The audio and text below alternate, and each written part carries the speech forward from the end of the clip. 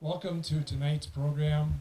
We have Bill Wooley here, a former history teacher at Ripon College, and he's going to take you through some photos of Ripon, and we'll see how things go.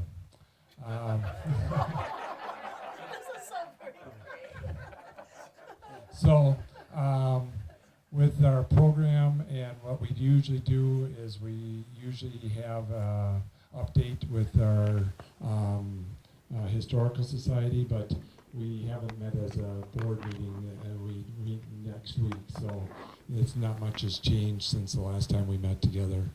So there isn't that much to add. Bill, Pat Gron wanted to talk about these samplers that we have here. So I'll turn it over to her, and then we'll turn it over to Bill. Good evening. If anybody saw the Commonwealth Press this week, we are delighted that we now have 2 samplers back and on display. We found these over in the Lawson House, and they were not framed correctly, which means they would break down. So we decided to reframe 2 samplers. And Tracy, I don't know if you can sort of tip one up so people can see. This sampler is from 1823. And the woman actually is buried here in our hillside cemetery. The other one is from 1845, I think, or 46.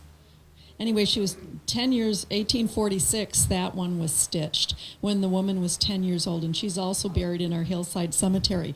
These were not framed correctly, which means they would break down and disintegrate over time. We were given a $1,000 grant from Old National Bank before they closed up. We used that grant to take these to a conservator, and she's done both bachelor's, master's, and PhD level work in textiles. So she was able to conserve these and put them in frames, so they'll probably last for the next 200 years. Yes. Yes. Why are the frames so thick? If you look at the back of them, and Tracy, you want to pick that one up and turn it around, you can actually see that there has to be spacers in there keeping the samplers away from the glass. And it's UV glass, so none of the light will affect the sampler. So that's why it is so thick, because they're set back from the glass. But they do come out very easily if we wanted to take them out. They pop out quite easily. But we're so lucky, and these are the things we need to do. We're the oldest historical society in the state, continually running. We've got a lot of beautiful things here, but they need to be conserved and preserved so we don't lose them. So always looking for volunteers to help with small projects even. This was a project that took somebody driving these up to Wausau and somebody picking them up and driving them back. So, but anyway, we want to thank Old National Bank for their generous donation of $1,000 so that we could have these reframed and preserved here in Ripon. And I'll turn this over to Bill. Okay, thank you. Can I be heard? Okay. I'll start off with an apology. I'm going to have to read this rather than present it. I've been working on it for quite a long time and finished the last revision about 30 minutes ago. And if I try to do anything else, I'll merely ramble and forget things. So let me start by explaining why I came up with this program. A couple of months ago, I was asked by a person from the high school if I could give a 45 to 50 minute program on the history of Ripon. The catch was that I had to do it in 2 weeks. I declined, but I thought it was a really good idea. I really do think that Ripon needs a 45 to 50 minute canned graphic presentation of the history. So I thought I would make it my project. I offered to Carol that I could do it for a program next fall. She said May. So here I am. The work is therefore very much still in progress, and what you're seeing is in a certain sense a first draft. I brought paper and pencil along, and I'm going to be more than willing to accept and eager to accept any comments, corrections, or anything else one person would like to add. There were 2 major difficulties with this project. First, of course, we know that the history of Ripon was written by Samuel Pedrick, edited by George Miller, and as probably most of you already know, It ends in 1918. So I was on my own for the 20th century. Considering it took Pedrick 30 years to do the 19th century, I thought 2 months for the 20th century was a bit of a challenge. Second, a 50-minute presentation of a bunch of facts and dates is nap time for an audience and of little value. And to be of value, I think, and to be of interest, the facts and dates have got to be organized in relationship to each other so that they make sense, so that they tell a coherent story. So to do history, one's got to sift through the facts to find the story, and then organize the facts and dates to tell the story. So what I'm doing tonight is telling you what I think the Ripon story is and this is the first time anybody's tried to do this, so as I said, it's a work in progress. I think the Ripon story is probably best understood if it is seen as as developing in a series of phases, 3 phases.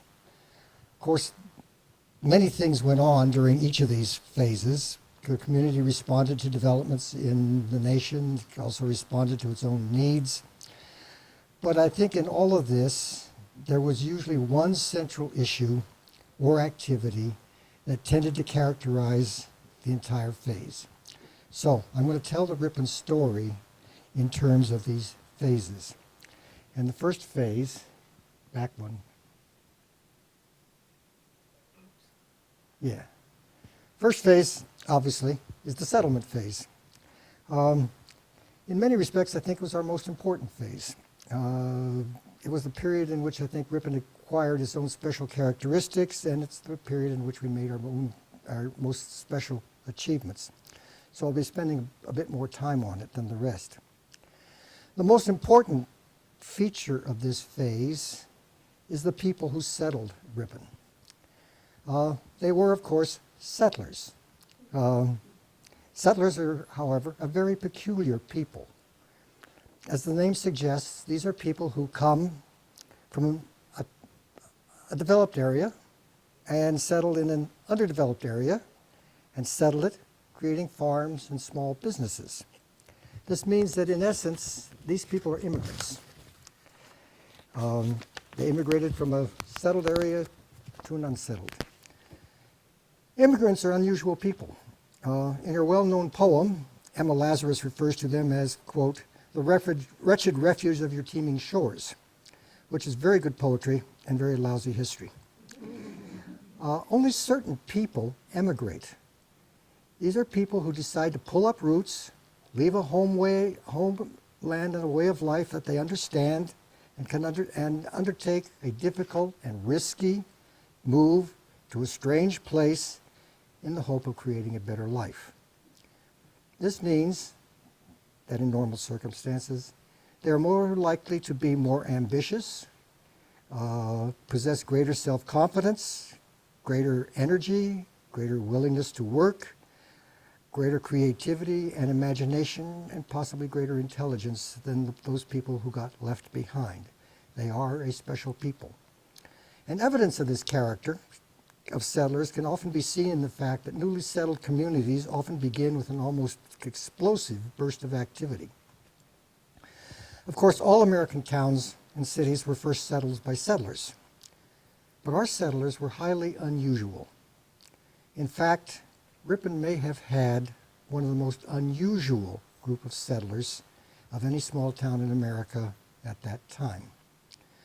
While our settlers came from a variety of areas on the East Coast and even some from Canada, the overwhelming number came from Western New York. This would not be surprising, since by far the easiest way for anybody living in Western New York to get to lands in which they would like to settle in the West would be to go to a Great Lakes port, take a boat to a Wisconsin port such as Sheboygan or Racine, and then head relatively short distance west where they would find open lands. But these New Yorkers at this time were a very unusual people. They came from a district which historians now refer to as the Burned Over District. The Burned Over District was probably the time not named because of a fire, but was probably the most intellectually alive and turbulent area in the country in the 1820s to 1840s. It got its name not because of fires, but because it was the scene of an extraordinary, intense, and radical religious upheaval. The upheaval was not so much evangelical or even revivalist. It was mostly a radical one in which participants questioned everything. They questioned church doctrine, church practices, church theologies. It was intense and widespread, with the turmoil engaging virtually every community in the area and virtually every person in every community. Hence the idea that this area was burned over. And this radicalism extended beyond religion. Radical turmoil challenged values and institutions related to politics, to social life, to economics activities as well. These people were not mere critics. They also considered new ideas and new ways of living. And in this regard, they were not mere visionaries who who could dream but not act. These were also pretty hard-headed pragmatists who sought ways to bring their new ways to life and into being. The religious radicalism, for instance, led to the creation of new religious sects, including the Mormons, the Seventh-day Adventists, and Jehovah's Witnesses. Political radicals broke from the traditional Democratic and Whig parties to form a new national political party, the Free Soilers, which was then the most significant political third party in America. It was this area also that was where the Homestead movement began, and the movement that began that workers should be able to organize unions. And finally, this is where the women's rights and suffrage movement in America began. And Ripon was essentially settled by some of the most active of these people. So it should really not come as a surprise, therefore, that within 10 years of the arrival of the first of these settlers, that Ripon residents had already formed a commune aimed at modeling a new way of organizing society and had established a new national political party. Ripon was actually founded by two groups of these radical New Yorkers. The first was by far the more radical. They were part of a social movement in America that wanted to totally remake society. The people felt that a society based on life lived as individuals or as individual families was inefficient, lonely, frustrating. They wanted people to live in communes where all aspects of work and life could be shared. And they felt they had a simple and effective way of bringing about this change. They would start their own commune as a model. And when others saw how successful it was, both financially and socially, they would all immediately form their own communes. These were often called utopian concepts. And there were a handful of utopian experiments in America, and one, of course, was in Ripon, a group formed under the leadership of a truly radical leader named Warren Chase. Chase had a wide range of radical ideas. He had no use for marriage as an institution, in part because he thought women deserved equal rights as men, a belief shared by many of his followers. He formed a group who called themselves the Phalanx, who brought shares in the enterprise so that they could buy land, and in 1844 they came to Ripon to set up their ideal commune. The heart of it was the so-called Longhouse. We have no pictures of the Longhouse, but this drawing made much later is based on some of the sketches and some available evidence. Everyone was supposed to live together and the bottom floor would be made up of dining rooms, workshops, and other areas, and the upper floors into small bedrooms for the family. They also built a small school and tried their best to work out how to farm so that everybody could do what they liked to do best and did do best. The Phalanx succeeded as a business and failed as a social experiment. People discovered they really didn't like communal living. So they dissolved the commune and sold the land at a very handsome profit. Many of the commune members then, as good settlers, moved on to settle something else, but many of them also stayed on. The second group of settlers, also from the burned over district, was made up of individuals and families coming out to start a new life as farmers or small business people. But while they shared many of the radical ideas and outlooks of the phalanx members, they came as individuals to find a new life for themselves rather than to change the world. And as that such, they tended to be a bit more pragmatic than the members of the phalanx. One of the first of these New Yorkers to arrive was a person named David Mapes. Mapes had had a varied career. He'd been a ship captain, but his main skill was salesmanship. He also knew that in 19th century America, the fastest way to make money was in land speculation. So in 1849, he came to the area around Ripon to try his luck. The land that time was owned by a man named John Scott Horner, who had been governor of the Michigan-Wisconsin Territory and later in charge of land grants. He had seen the value of Ripon and in 1938 had bought up the land around it, but did nothing with it. Mapes went to him and offered to develop the land if they would split the profits, and Horner agreed. Mapes then went on to build a sawmill for cutting lumber for building the community, and then began promoting. At this time, settlers were coming west from Sheboygan, and when they did, they often could stop at the Central House Hotel that the Ceresco settlers had built in 1845. Mapes made it a point to visit the hotel and talk to these people. If he liked the people, he would then give them his sales pitch. If he did not, he'd let them go on their way. Which meant that among all the New Yorkers coming here, we had the hand-picked best.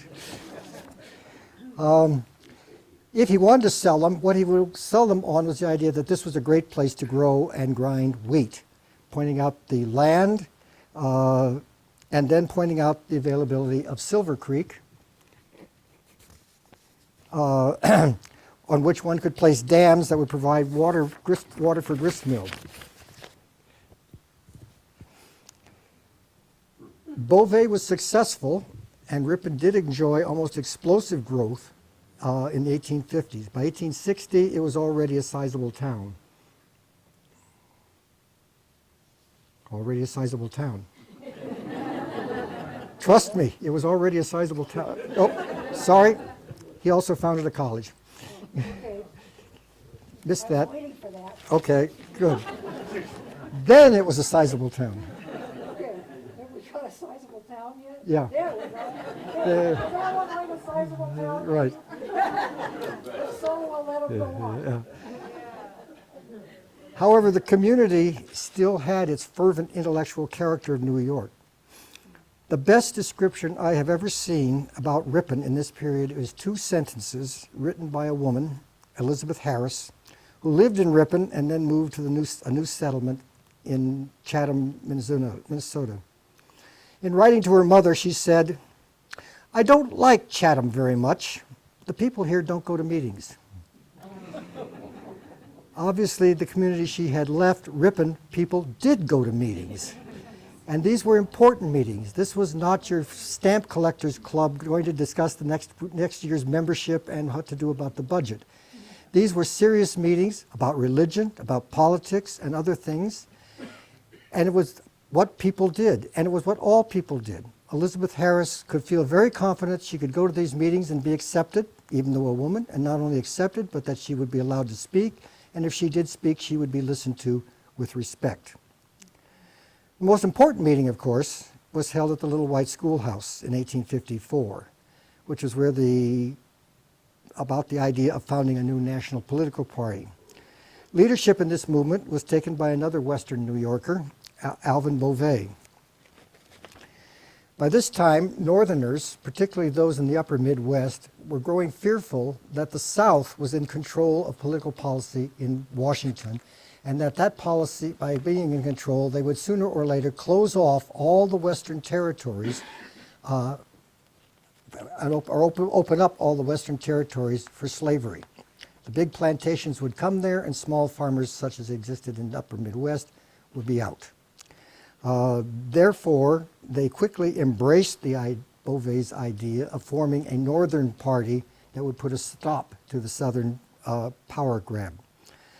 Therefore, on March 20th, 1854, a group of these citizens met in Ripon's new schoolhouse, and after a long discussion, decided to form a new party, which Beauvais suggested be called the Republican Party. That meeting was a spark that quickly ignited a prairie fire, and by 1856, the Republicans had become a national political party and had nominated a candidate for president, John C. Fremont. The next year, Elizabeth Harris, who I mentioned earlier, and her husband Thomas had their baby boy, and they named him Fremont, which might give you an idea of the political feelings and intensity in the town at that time. Ripon, in fact, had become increasingly radicalized on the issue of slavery, to the point that by 1860 it was willing to challenge the federal government on the issue. The issue of the challenge was an event that we now call Booth's War. There was a notorious abolitionist in Milwaukee named Sherman Booth. Booth was arrested in 1860 by federal authorities for violating the National Fugitive Slave Law and helping slaves escape, and was jailed in Milwaukee. On August 1st, 1860, after legal efforts to free Booth had failed, a group of Ripon citizens, led by a professor from Ripon College named Edward Daniels, and one of his students named Oscar LaGrange, there,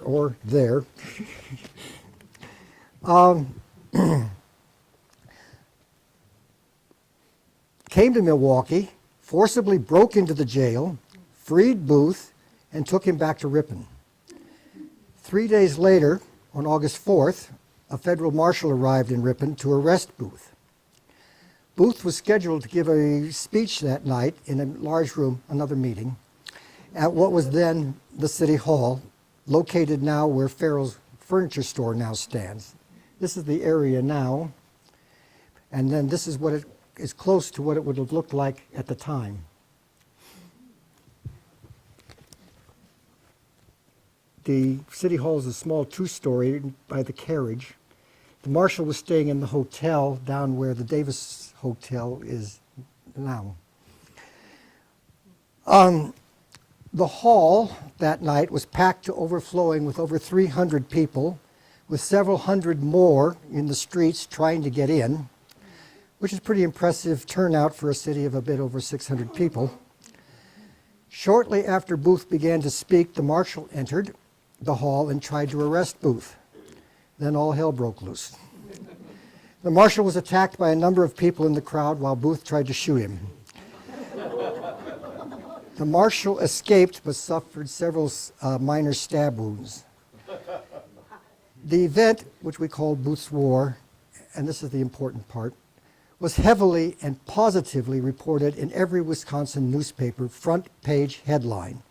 And many of the papers pointed out that Ripon was clearly the most radical Republican city in the state of Wisconsin. The Civil War broke out shortly thereafter, and Ripon played a role in it that was far larger than would have been expected of a town of its size.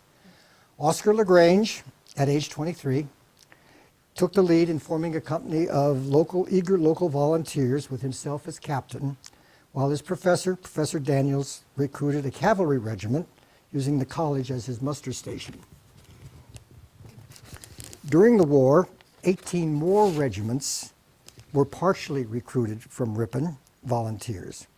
The cavalry regiment, raised by Daniels, later became famous for capturing Jefferson Davis at the end of the war, while Oscar LaGrange, at age 28, finished the war as a brigadier general and was considered to be one of the finest cavalry officers in the Union Army. However, after the Civil War ended, things began to change rapidly in Ripon. The intellectual fires in western New York had burned out. The issue of slavery no longer existed as a source of intense concern. This being the case, idealism began to fade as interest shifted now to how to turn Ripon from just a settlement into a regular community. And this is when Ripon enters the second phase of its development, which we call the municipal phase. In this phase, people's attention was now on creating the infrastructure necessary to make Ripon a desirable place to live. In other words, idealistic concerns about creating new societies or ending slavery were replaced by realistic concerns about sewer systems and street lighting. This, interestingly enough, is what interested Pedrick. Pedrick was deeply involved in all these issues, and then his book essentially covers this period. The effort to build a community infrastructure led in many directions at the same time and at different levels. On the political side, it meant creating a city government, including a city council, and finding ways to provide police and fire protection, sewer and water systems, paving streets, lighting them. Downtown Ripon itself was rebuilt. It had originally been built of wood, but was subjected to several critical fires in the early 1870s, which took out whole blocks and led not only to the creation of a fire department, but also rebuilding the town in brick, which is the downtown that we now have. Included in this was a brand new city hall that had to be radically enlarged in order to contain all the new municipal services being provided by the city.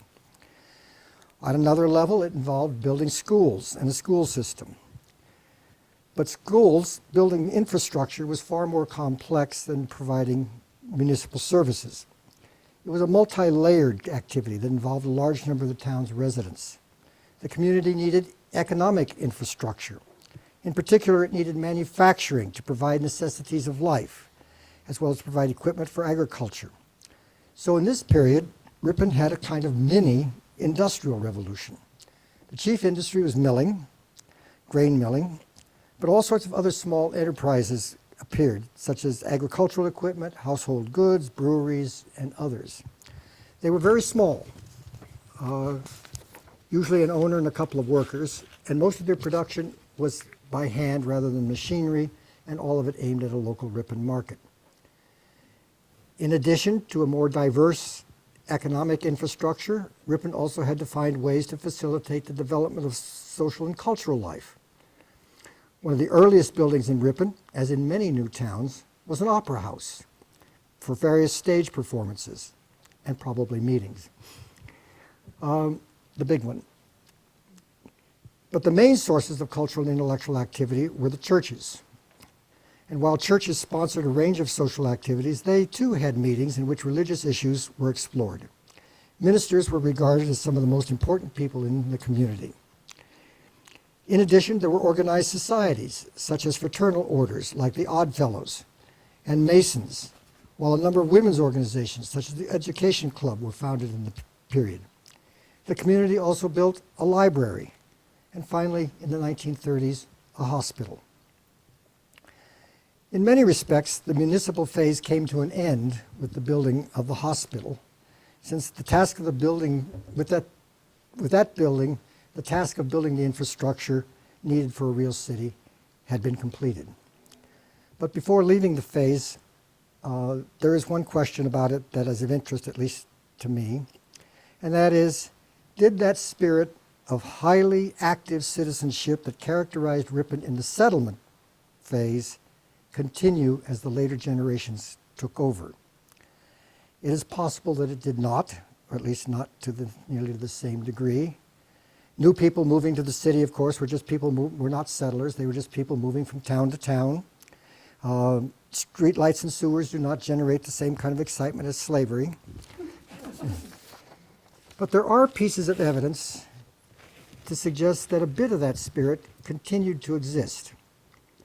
In the first place, much of the building of infrastructure, such as starting a new church or building a library, was carried out by organized groups of volunteers. So Ripon still had a lot of meetings. And in this period, there was also an extraordinary number of people who were either born in Ripon or raised there, who went on to rise to nationwide recognition.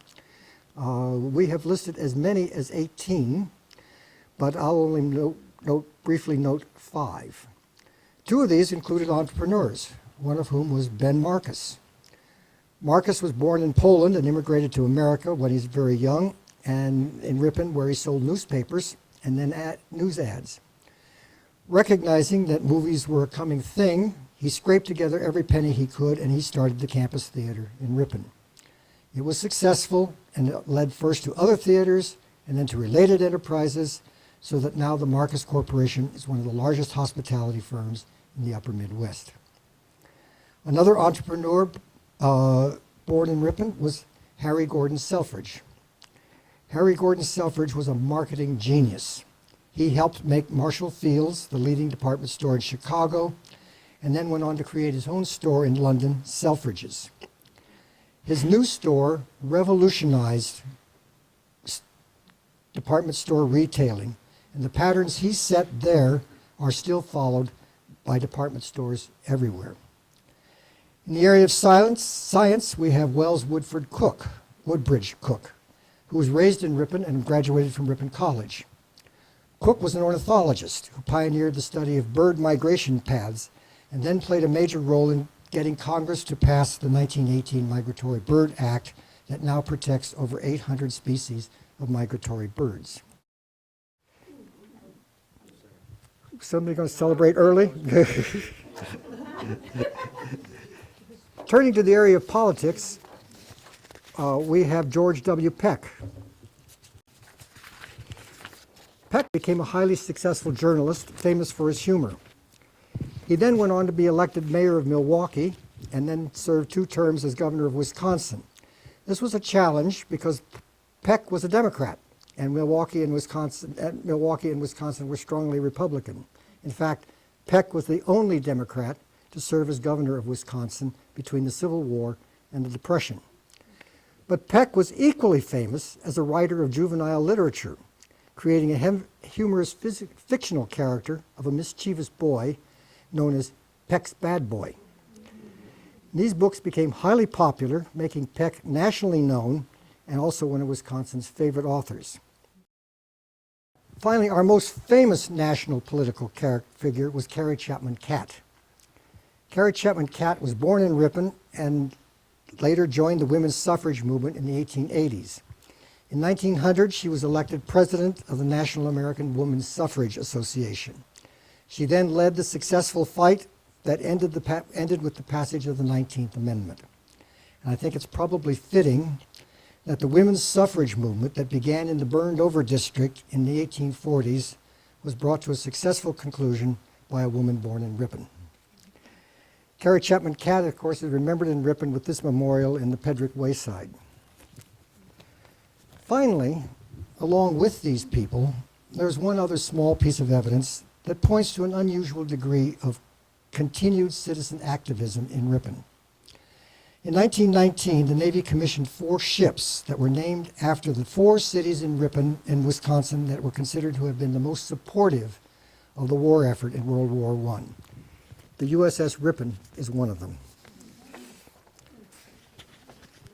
And that brings us to the 20th century. As I've mentioned, we are now on our own. The archives, the Society archives have a lot of material on the century, but no one has yet tried to put them together in any way. So I'm proceeding here on with significant nervousness. But looking back, I think we have enough perspective that we can see some faint outlines of our development. So what's coming is going to be just a tentative sketch of what I see in the history. Lots went on in the 20th century. World War I came and went. The Depression came and went. The World War II came and went. Economic expansion came and went. Recession came and went. Jim Connolly came and went.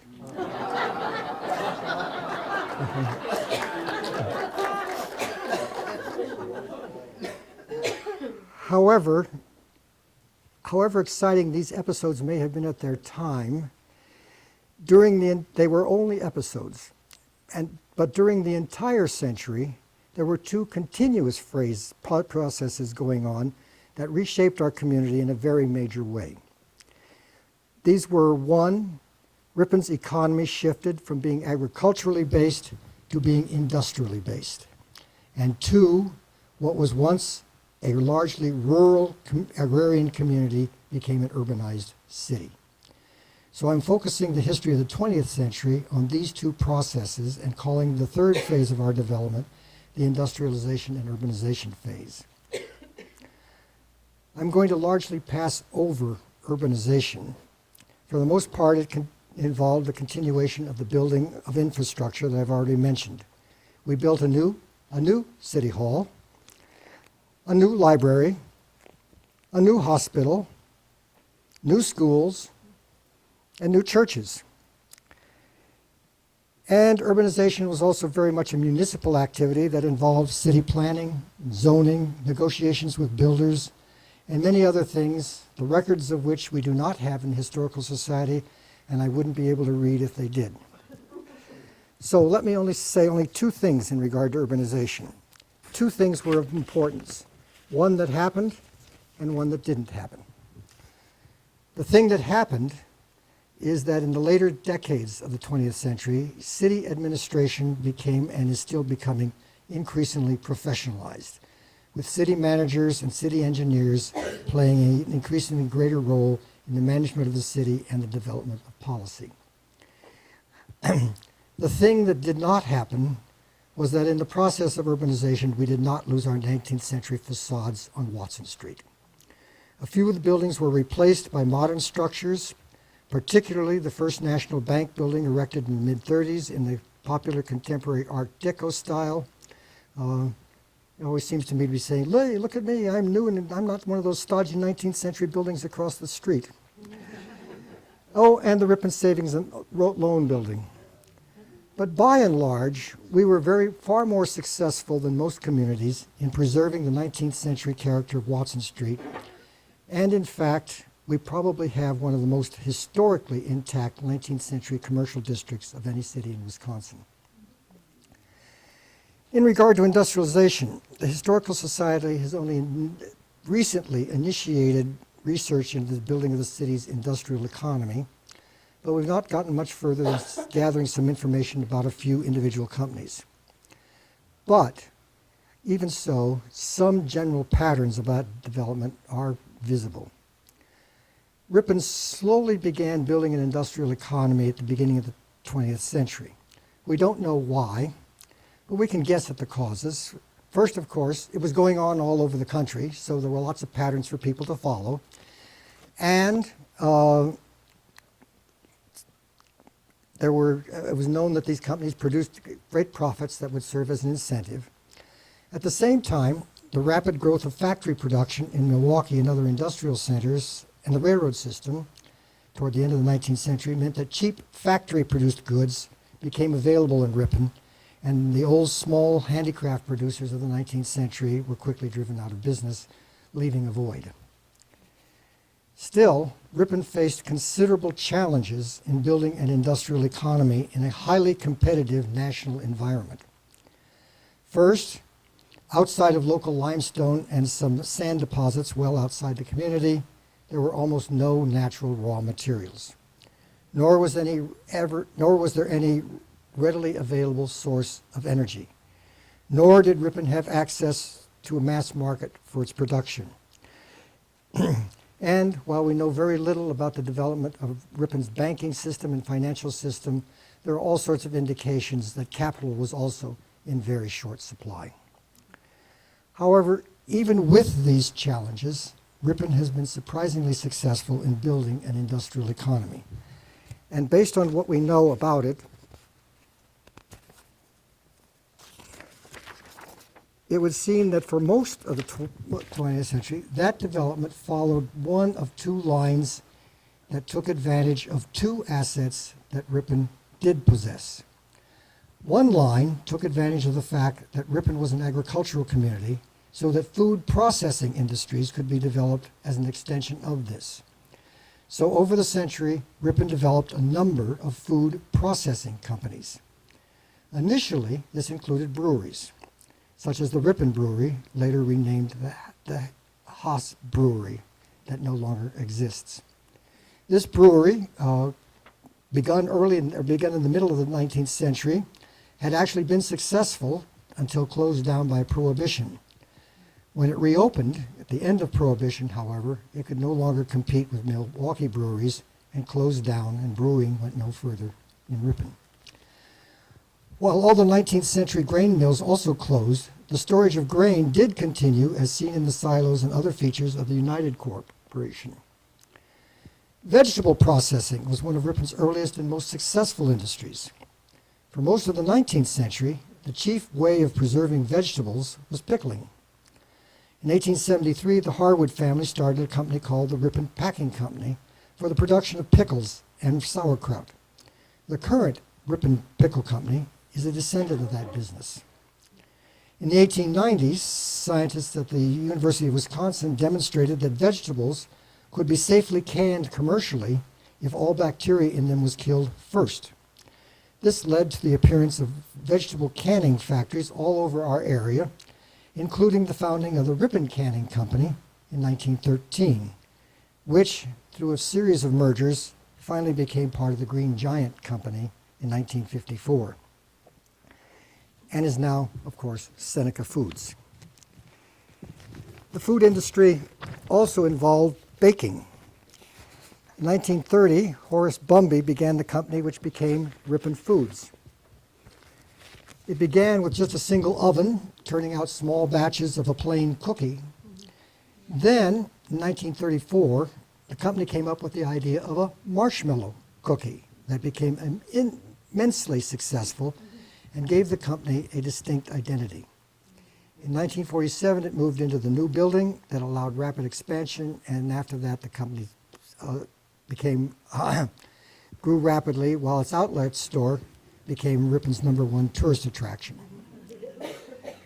In 1997, another company, Heritage Wafers, was formed to produce a sugar wafer for private brands. Marketing the wafer as something between a cookie and candy gave the company a distinct marketing niche. Heritage was also the only wafer company in Wisconsin. After closing, the company has just recently reopened as Signature Wafers. And finally, in 1939, the old Haas Brewery building was in foreclosure and was purchased by a man named Robert Stewart, who then wondered what he could do with it. Sensing that there was a demand for cold storage facilities, Stewart, along with another man named Spencer Veith, remodeled it to provide cold storage for other companies, and then installed a butcher business and meatpacking business into it, and called his company the Cold Storage and Frozen Food Company. The company later expanded to including freezing and marketing frozen fruits and frozen fruits, and later into the production of jellies, while being renamed R-Line, whose outlet store, Country Cupboard, was a beloved Ripon landmark. And of course, R-Line was eventually acquired by Smuckers, who then expanded operations enormously in a new plant in the new Ripon Business Park. The other line of development was largely based on the advantage that Ripon had in terms of access to relatively inexpensive yet highly productive labor supply, made up often of farmers' spouses and a growing urban population. This supported the appearance of companies that we would call in light industry, which require few raw materials but are somewhat labor intensive. The first, of course, of these, by far, was the Ripon Knitting Works. The Knitting Works was also another holdover from the 19th century, having been founded in 1880. Its specialty was knitted socks. In the 1930s, it developed a slipper sock that gave it nationwide distribution, and it remained a major Ripon industry until purchased by Medalist and moved. In 1923, new owners took over a small shirt manufacturing company in Ripon. Wondering what to do with it, they noted that they still had a bunch of sewing machines sitting around. So they turned to producing cheap cloth items such as aprons, pot holders, which could carry advertising messages. They called this company the Advertisers Manufacturing Company, which of course was later known as Admanco. The company grew rapidly, and by the 1980s had become the largest manufacturer of advertising items in the nation, with over 500 employees. The company then came to a sudden and untimely end in 2004, so my only photograph of it was at its height at the newest plant in the industrial park. And then, in 1962, Douglas and Audrey Like took over Ripon's newspapers, and by seeking out niche markets and paying close attention to developments in printing technology, they transformed the newspaper into Ripon Printers, a major printing company with a nationwide market. Finally, there's one outlier in this story, and that's Speed Queen. Its successful development was the product of neither cheap labor nor agricultural goods. Rather, it was the product of two highly innovative men who caught an enormous national wave. At the beginning of the 20th century, these two men, J.B. Barlow and John J. Seelig, had a hardware store.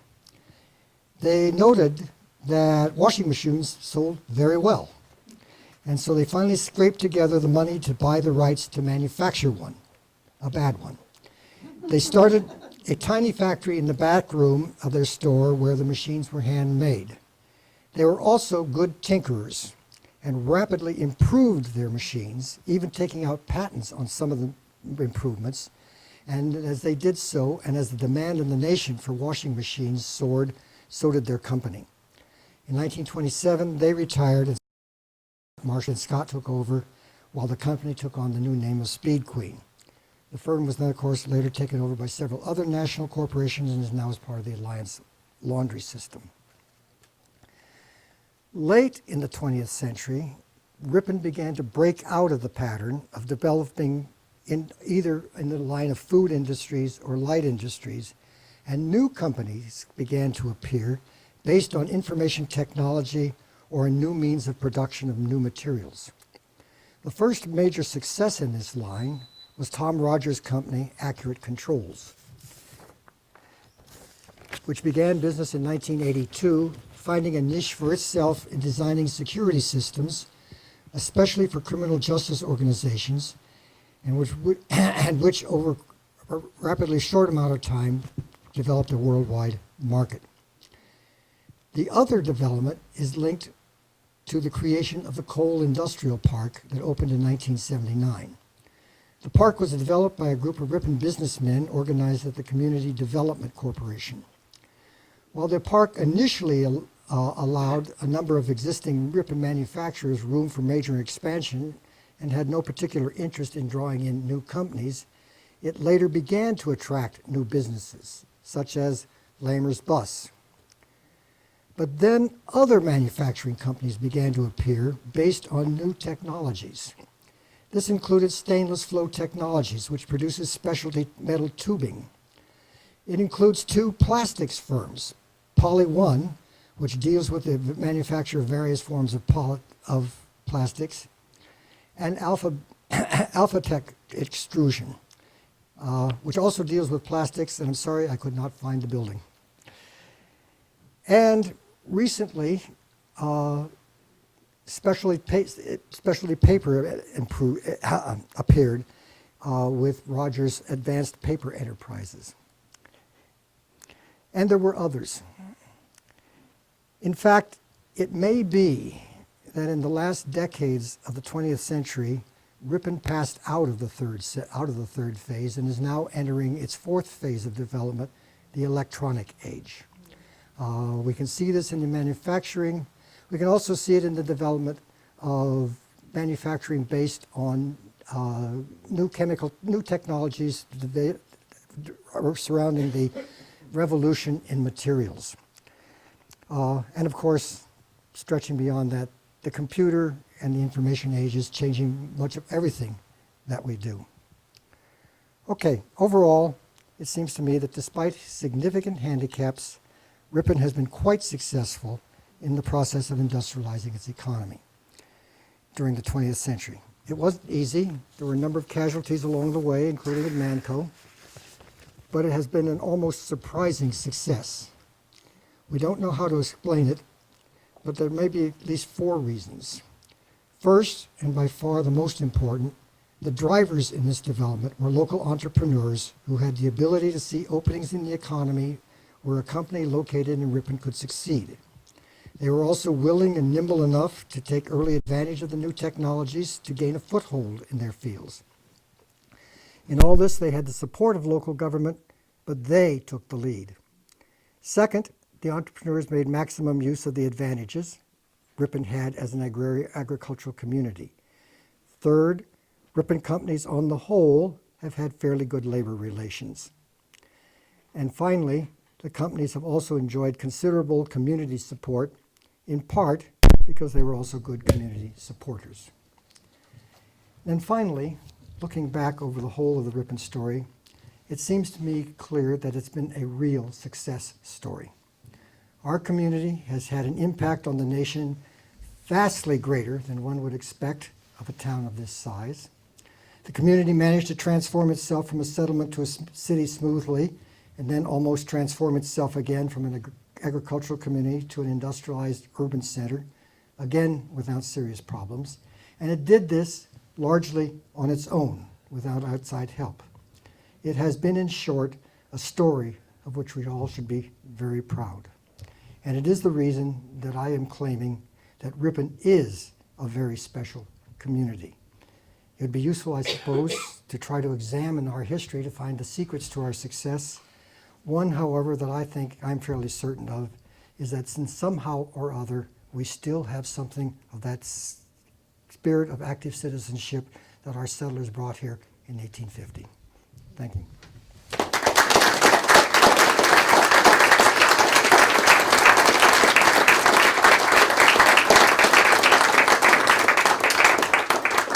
I'll be happy to take questions as long as I'm not supposed to answer them. Yeah. Bill, what do you feel the impact of the Wilmore Center is going to have on Ripon's future? Do you have a speculation on that? Bill, for purposes of the recording, can you repeat the question? Oh, yeah. What has been the impact of the Wilmore Center on Ripon in the future? It seems to me that the Wilmore Center continues a tradition we have long had in Ripon, which is almost unusual. Excellent college community relationships. It's the only college town I've been aware of in which this kind of cooperation exists. I can remember reading about a woman who, in the 1850s, said she went down with her daughter and watched the farmers dragging the logs in to help build the college. And those who couldn't gave their $5 contributions, which were a lot of money at the time. I think that the impact is going to be just to continue the same and put it onto a new level. I guess that would be it. Yeah. Alan? What was it about Ripon that attracted Warren Chase and those first settlers? I think it's, and I think I can get help from this from others. My guess it was a reputation as a wheat growing area. Jack, is that? I didn't hear. Oh, I'm sorry, I should have done that again. What was it about this area that drew Warren Chase and his phalanx here? Don't ask me. Okay. I just read a book that Jack just wrote, and I was very impacted by saying that there were 5 major roads that intersected here in Ripon. Yeah. So maybe you can explain what roads, but at that point, there were 5 basically Indian trails and major roads that intersected Ripon. So once you were in Ripon, you could go out in Yeah. many directions, and that's what impressed me from Jack's writing of why people settled here. Yeah, Ripon was connected to all the major areas by Yeah. virtue of those 5 roads. There was one going north to Berlin, one going northeast to Oshkosh, one going to Green Lake, one going to south and east, and then east to Fond du Lac. There were 5 major roads, and these connected Ripon to every other part of the state. So I think that was significant in It would at least provide developing the a city. way of getting there. It would at least provide a way of getting there. Yeah, and getting to other places. Right. And I noticed that one of the things that was right at the heart of all this was the blacksmith shop. Mm-hmm. And the blacksmith in the early days was the high-tech guy. Yeah. And if you needed to have something fixed, you'd go to a blacksmith. And so there was this right at the heart of these 5 intersecting roads. So I think that was important too. And that guy had a connection to the blacksmiths in other towns. And so I think he learned things from them because they interacted. And one of the things he learned was the development of octagonal architecture. And so he built an 8-sided house, and I now live in it. Carol? Another theory is that they actually wanted the falls at the creek, but, and did not realize that John Scott Horner already had claim on that. Oh, okay. Yeah. Yeah, I think it's the combination, what people were looking for is the combination of water power to run mills and wheat land, wheat farm. Do you have any idea what the population growth was over those years when, you know, we're at 7,000 something right now? What was the basic curve? When did the, if there was a boom occurring in growth? I don't know. I know it was close to 7,000 when I came here long ago. and, 20 years ago. Yeah, and so I think there was a boom, and which leveled off, which is, I think, a matter of concern. I'm sure you're all aware of the literature out there that says small towns are a dying breed. And I think that my own feeling is that, well, I can go on a long while. We have the means to succeed, but yeah, we've been stagnant, I think, for quite a while. But I don't have the figures. Okay. Yeah. The one number that sticks with me from my teenage years is 4,556 was the population. It was on all the signs at that time. Yeah. Okay. So it hasn't changed a lot, but Yeah. What year was that? 50s, Okay. 50s. Okay. Early 60s. Yeah. You didn't mention much about the college in the early days, attracting people. Right. Can you repeat that? Oh, I didn't say anything about the role of the college in attracting people in the early days.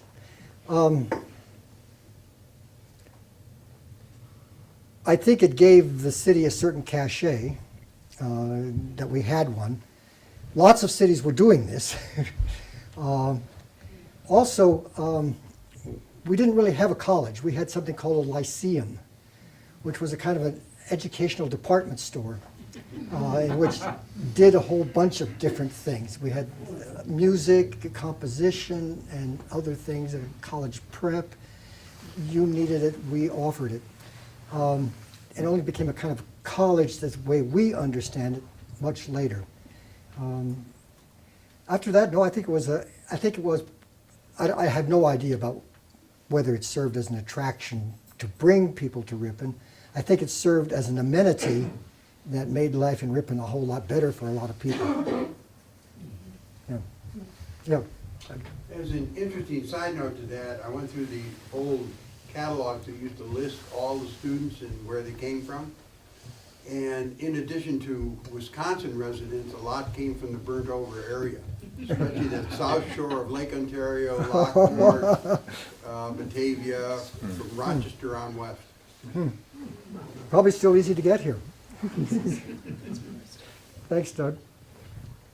The thing I was wondering was, in regards to business and industry, especially after the Civil War, was Ripon not in fact rather typical of other Midwestern cities of this size in the, you know, the kinds of things they did and the way it developed?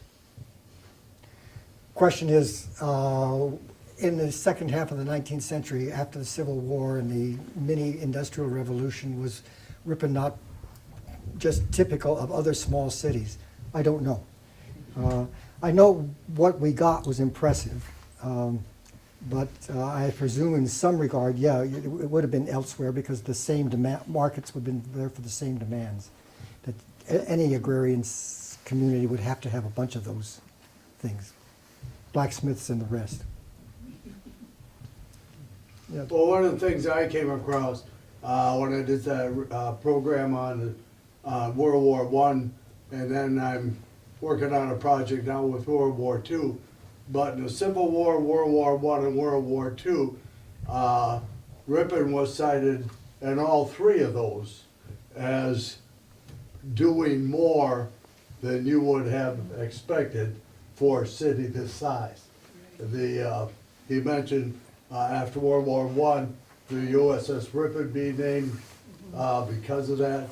But that was cited several times, that for a city our size, the amount of support, effort, you can find the newspaper articles where we always overachieved on stamp drives, war bond drives, any type of war program that was going on for public support. Ripon always overachieved in all three of those wars.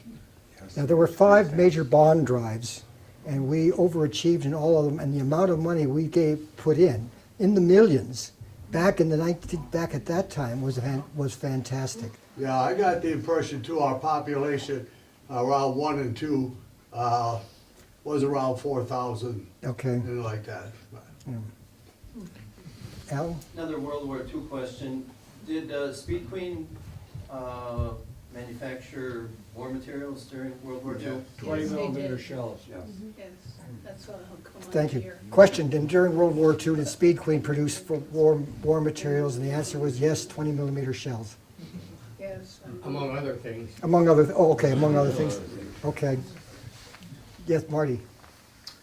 Bill, you mentioned heritage wafers and now signature wafers. I had an opportunity as a county official to talk to the owners of signature wafers. Their main operation is in Long Island, New York. But they are moving their production here, and some possibly more and more of it, because they said that Heritage Wafer Plant was known in the United States as the most advanced, most efficient wafer operation in the whole country. So I think the Bumby family should get some credit, Jeff Bumby in particular, for starting that and making it state of the art. Okay. But if I could, sorry, Okay. I used to teach too, so. I think we have a very dynamic economy. Speed Queen has doubled their employment just in the last 8 or 9 years, and they can't hire people fast enough. Same with Smuckers, same with the paper printers and so forth. I think the economy is very dynamic, but we're a net importer of labor. We have people from all the surrounding area coming to work here, but they don't live here. And I know this is not new, but we need to try to get more people to actually live here. And for that, I think we're on the right track, because I think downtown is really doing well now, and there's quite a few other attractions, including the Wilmore Center. So I think there's a bright future here if we can just do our best to attract more people to actually live here and take advantage of the great economy that we do have. Yeah. Thanks, Marty. Yes.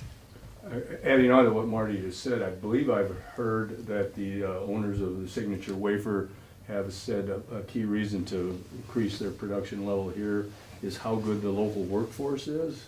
Isn't that also on the record that in comparison to Long Island, they found the people here so cooperative, so full of good ideas for improving efficiency, things like that, that they wanted to take advantage of that by doing a lot more production here. We've had several people come in and talk about the history of their business, and I'm thinking particularly of the Jorgensens, where half the labor force was in the audience. And it was rather clear that not only was was everything that you said true about their labor force, but also those workers identified with the company. And I wonder if there isn't, in fact, a surprising, I don't have any information on that, but just based on that and some other things I've said, we've had strikes in Ripon, but I think our labor relations are good, and I've heard again and again the comments about a highly productive labor force. I expect in the culture. Yeah. My great-grandfather and grandmother immigrated to Ripon in 1865. and I've always wondered why. Was there a tie to Ripon, to to Germany? Was there some kind of a network that brought people here? I've often said, why Ripon? Why are we here? I don't have an answer to that, but I have some ideas. One, there was a strong German, obviously a strong German presence all over Wisconsin. George even argues that it infected the politics, that the fight over prohibition was between the German guzzlers and the English abstainers. And another war that the Germans lost. But we know that Milwaukee had strong German. The other is that people often came here because a family member was here or a friend was here. But also, people wrote letters. I've seen several letters written by people, again, from the Harris family to their relatives saying, wow, the land here is really good. You ought to really come here. So I think there was a lot of that correspondence going on in which people who moved there would write back and say. So I don't know. Yeah. I was just wondering, I asked a officer one time, why does the Army keep the Camp McCoy going at Sparta? And he says one of the best training areas for troops that might be deployed to Eastern Germany. He said the terrain, the tanks, and everything. So a lot of the troops that were being trained here in Sparta, during the Cold War, that was part of the forward thinking. And I had a uncle that was in the 32nd Division during World War II, and they ended up in New Guinea and suffered some heavy losses. And he said the 32nd was criticized. Keep in mind the 32nd goes all the way back to the Black Hats in the Iron Brigade of the Civil War, which was Grant's favorite unit. But anyways, he said that we were well trained, he said, but we were well trained to fight in Germany. And he sent us to New Guinea. But I just wonder if that was part of it, that the terrain, the weather, the whole environment was similar to what they were used to experiencing back in Germany. That is very true. You can look at it. Ukrainians always go to Canada. And people go to areas, and you can see it around here. The Icelanders went to Washington Island. They look for an area that is similar in the weather, climate, soils to what they have. Of course, they have to be told that. But yeah, I think people congregate in areas that are similar to as similar as possible to what they left. Yeah. I know Gib and I have talked about this. One of the qualities of Ripon is not that people will volunteer for things, but if asked, they will gladly help you out. I mean, I know this because I was a track coach. We used to have about 100 people involved in the Tom Callan track meet. And even just getting the track bleachers built and things like that, people volunteered their time and they saved us a lot of money by putting those bleachers together. I'd add to that one thing that I excised from my talk when I was trying to cut it down. But no, I think there's one other piece of evidence that we are a city, active citizenship city. I was at one point president of a service club, and as president I worried because we only had 70 members, and it had been 70 members ever since I had been a president. I thought we've really got to, the national was pinging on us. I said we've really got to increase our membership. Why can't we be a big club like Milwaukee? They've got 400. And then I thought, wait a minute, 70 is 1% of the population of Ripon. If Milwaukee had 1%, they'd have 5,000 club. We are 10 times more likely to be engaged. And our club was not a check writing club. It was an active participating club. You know, you saw John Rockwood selling brats, the president of a motor company selling brats. So we were a very active company, and I think that's another indication. And it is easy, relatively easy to get volunteers. And don't you think that because of our proximity to Oshkosh and Fond du Lac, located by water, big hubs sort of, that people would say, oh, that's that area, and they'd come out where there's less people, more land, and that kind of thing, and yet they had access Right, to right, and the Fox River was navigable way up for quite a long time. So the location Yeah. was perfect No, it was an ideal location for that time. for development. Okay, well, thank you very much. It's been a very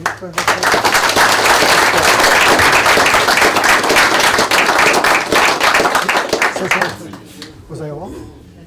Hey, I think you should finish off with the fact that you brought to the dinner table tonight.